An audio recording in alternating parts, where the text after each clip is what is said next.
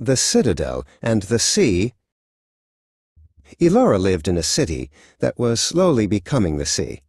The water didn't rush in with a roar. It crept, a quiet, patient thief, stealing the cobblestone streets and the bottom steps of her family's home. They packed what they could carry: a small carved bird from her grandmother, a book of old poems, a map with a line drawn far, far away. The neighbors helped, their faces a mix of sorrow and resolve, as they said their goodbyes to the homes they had loved. The journey was long. The sea, once a friend, was now a vast and lonely road. The stars were their only compass, and the hope of a new land was the only fuel for their tired hearts. Miles away, Silas lived in the Citadel. Its walls were high and strong, its air was clean and controlled. He had never felt the sting of a salty wind or the fear of a rising tide. His world was a perfect, predictable grid. He watched the news, which called the people on the boats migrants and a burden.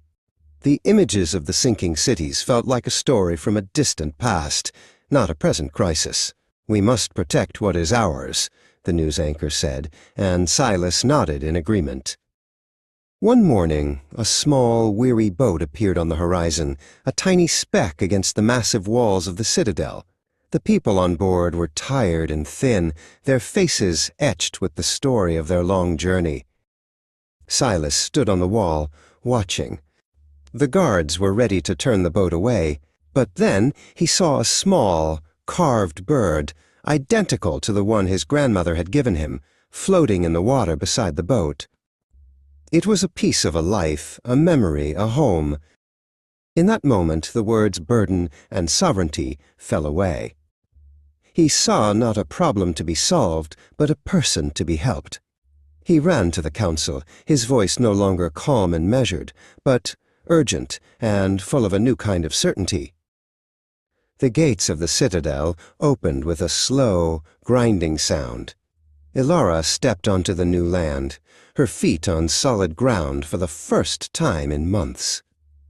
A man with a kind face offered her a warm blanket. It was Silas. The walls of the Citadel were still there, but they no longer felt like a fortress.